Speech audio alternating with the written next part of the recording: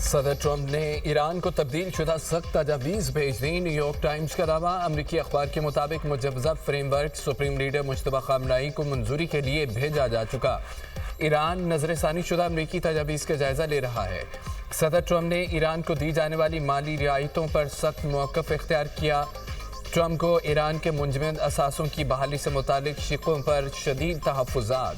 ایران کی جانب سے امریکی تجاویز پر تاخیر سے جواب دینے پر ٹرمپ ناراض ہوئے۔ نئی اور سخت امریکی تجاویز کا مقصد ایران پر فوری فیصلہ کرنے کے لیے دباؤ بڑھانا ہے۔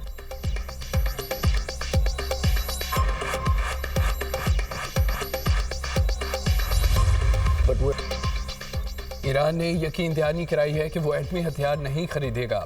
امریکہ اور ایران معاہدے کے بہت قریب ہیں۔ ڈیل پر دستخط ہوتے ہی اپنا ہرمز کھول دی جائے گی۔ امریکی صدر ڈونلڈ ٹرمپ کا کہنا ہے کہ ایران کے ساتھ اچھی ڈیل نہ ہوئی تو دوبارہ فوجی آپریشن کرنا پڑے گا، کسی جلدی میں نہیں، ورنہ اچھی ڈیل نہیں ہوگی۔ ہم جو چاہتے ہیں وہ ایران سے حاصل کر رہے ہیں، سارے کارڈز ہمارے پاس ہیں۔ تہران اس وقت بہت بری حالت میں ہے۔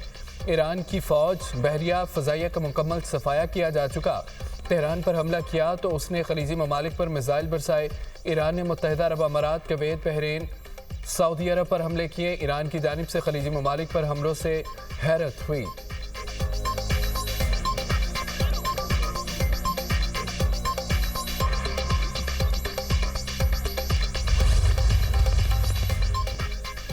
ٹھوس نتائج کے بغیر امریکہ سے کوئی ڈیل نہیں ہوگی۔ ایرانی اسپیکر باقر کالیباف کا دو ٹوک اعلان کہتے ہیں کہ امریکہ کے زبانی وعدوں اور دعووں پر بالکل بھروسہ نہیں۔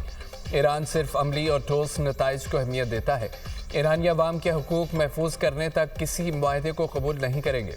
دشمن ملکی اتحاد کو کمزور کر کے انتشار پھیلانا چاہتا ہے۔ دشمن شکست کا بدلہ معاشی دباؤ اور میڈیا مہم کے ذریعے لینا چاہتا ہے۔ ایرانی وزیر خارجہ عباس عراقچی نے کہا ہے کہ امریکہ سے بات چیت اور پیغامات کا تبادلہ جاری ہے۔ اسٹیو وٹکوف کے براہ راست پیغامات موصول ہوتے ہیں۔ کسی حتمی نتیجے تک پہنچنے سے پہلے فیصلہ سنانا ممکن ہے۔ امریکہ کے ساتھ مذاکرات کے حوالے سے ایران کا تجربہ کبھی اچھا نہیں رہا۔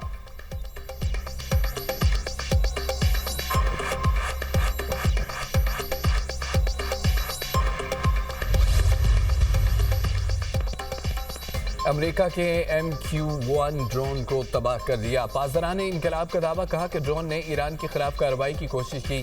ہم اپنی خود مختاری اور علاقائی حدود کی خلاف ورزی کی اجازت نہیں دیں گے۔ کسی بھی نئی جارحیت کا پہلے سے زیادہ طاقتور جواب دیا جائے گا۔ ایران کا دشمنوں کو سخت انتباہ۔ ایرانی فوج کے نائب کمانڈر ریئر ایڈمرل حبیب اللہ سیاری کہتے ہیں کہ ایران کی فوج ہر قسم کی جارحیت کا مقابلہ کرنے کے لیے پوری طرح تیار ہے۔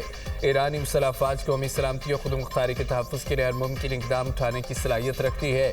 ملک کے خلاف کسی بھی مہم جوئی کے سنگین نتائج برآمد ہوں گے۔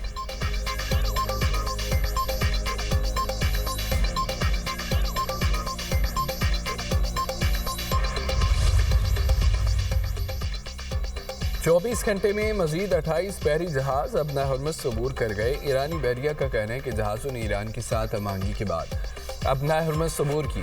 اپنا ہرمز پر ایرانی فورسز کا مکمل کنٹرول برقرار ہے۔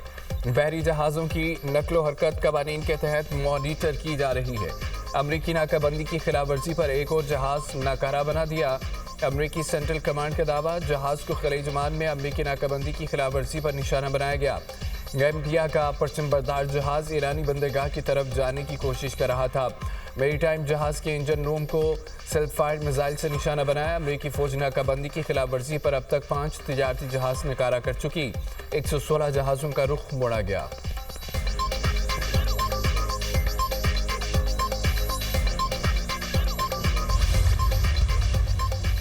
امریکی صدر ڈونلڈ ٹرمپ سے شامی صدر احمد الشرا کا ٹیلی فونک رابطہ۔ شامی معیشت اور خطے کی تازہ صورتحال پر تبادلہ خیال۔ احمد الشرا کہتے ہیں کہ امریکی پابندیوں کا خاتمہ شامی معیشت کی بحالی کے لیے ضروری ہے۔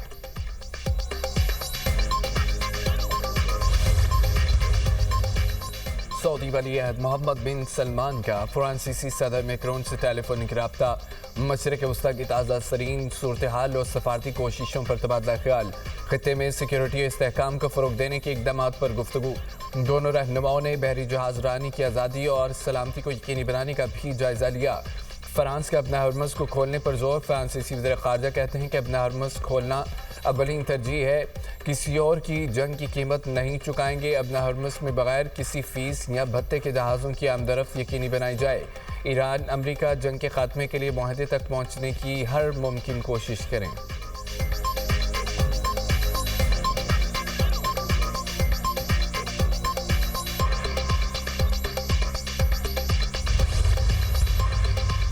شہید آیت اللہ خامنئی کے جنازے اور تدفین کی تیاری، شہید سپریم لیڈر کے جنازے اور تدفین کے لیے خصوصی انتظامی ہیڈ کوارٹرز قائم۔ آیت اللہ خامنئی کی نماز جنازہ کی حتمی تاریخ کا اعلان جلد متوقع۔ نماز جنازہ میں لاکھوں افراد کی شرکت کا امکان، اعلیٰ ایرانی حکام کا سیکیورٹی اور انتظامی اقدامات پر غور۔ علی خامنئی 28 فروری کو امریکی اور اسرائیلی حملوں کی ابتدائی مرحلے میں شہید ہو گئے تھے۔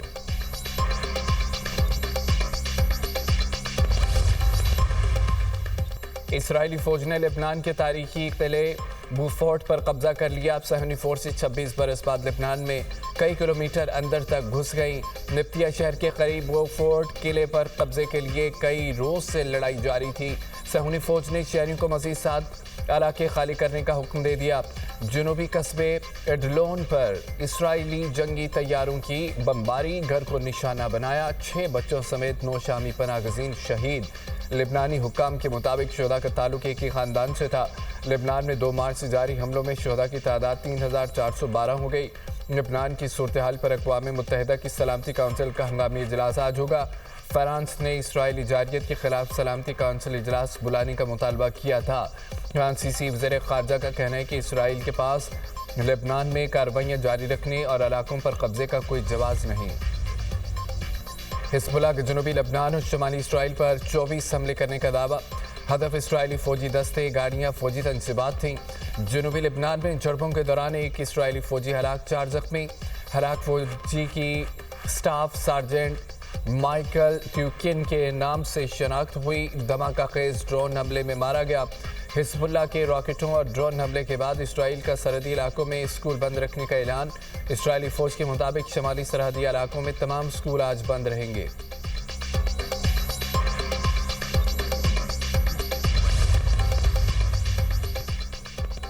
وزیر اعلیٰ خیبر پختونخوا کی زیر صدارت پارلیمانی پارٹی کا اجلاس، پی ٹی آئی کے 30 سے 35 ارکان اسمبلی غیر حاضر۔ سابق وزیر اعلیٰ علی امین گنڈاپور بھی اجلاس میں شریک نہ ہوئے۔ وزیر اعلیٰ سہیل افریدی کا اجلاس سے خطاب، کہا کہ بانی پی ٹی آئی سے ملاقات نہیں ہونے دی جا رہی۔ بانی کی صحت سے متعلق پارٹی اور پوری قوم کو تشویش ہے۔ حکومت بانی پی ٹی آئی کا فیملی کی موجودگی میں علاج کرائے۔ اگلے سال کا بجٹ عوام دوست ہوگا۔ ترقیاتی منصوبے میں بانی کے ویژن کی عکاسی ہوگی۔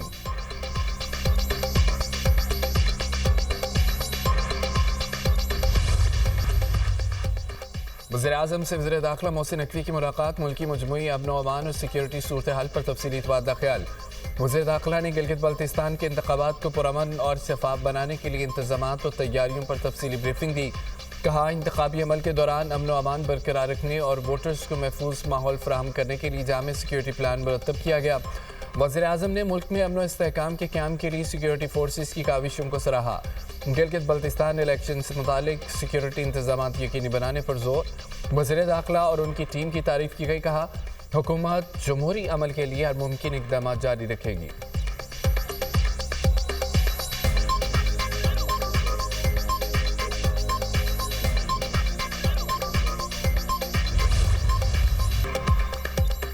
حکومت بجلی کے پروٹیکٹڈ صارفین کے لیے سبسڈی ختم نہیں کر رہی۔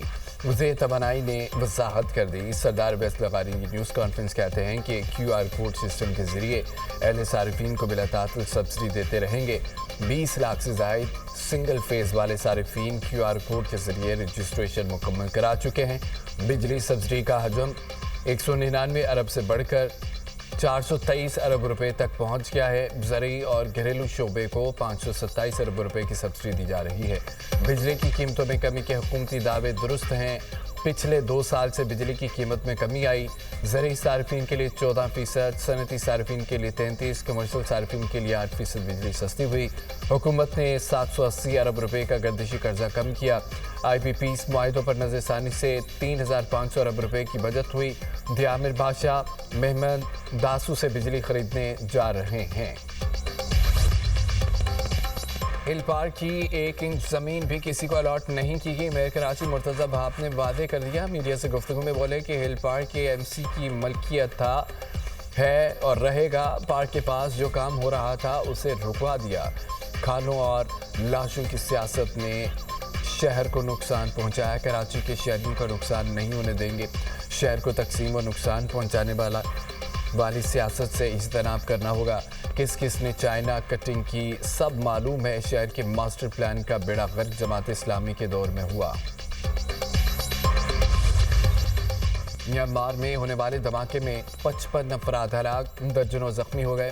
برطانوی میڈیا کے مطابق دھماکہ باغیوں کے زیر کنٹرول علاقے میں ہوا۔ رپورٹ کے مطابق مرنے والوں میں 25 خواتین بھی شامل ہیں۔ کئی افراد ملبے تلے دبے ہوئے ہیں۔ امدادی کارروائیاں جاری۔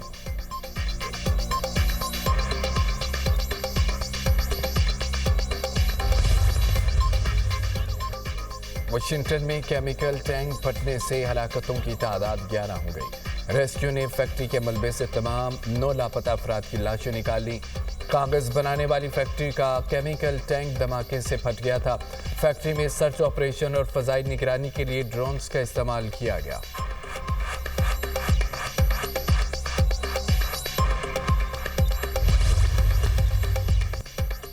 PSG کے چیمپئنز لیگ میں جیت، فرانسیسی آپے سے باہر ہو گئے۔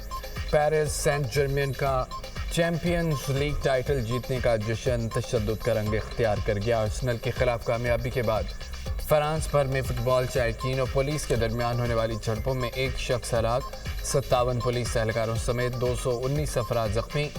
زخمیوں میں سے 8 افراد کی اسپتال میں حالت تشویشناک۔ پولیس کے مطابق ہنگاموں کا آغاز اس وقت ہوا جب چند افراد پر مشتمل ٹولی نے دکانوں اور دیگر املاک کو نقصان پہنچایا اور پولیس اہلکاروں کے ساتھ الجھے جو انہیں روکنے کی کوشش کر رہے تھے۔ ہنگامہ آرائی کے دوران سڑکوں پر الیکٹرک بائکس کو آگ لگا دی گئی، گاڑیوں، کاروباری مراکز اور ایک بس اسٹاپ کو بھی نقصان پہنچایا گیا۔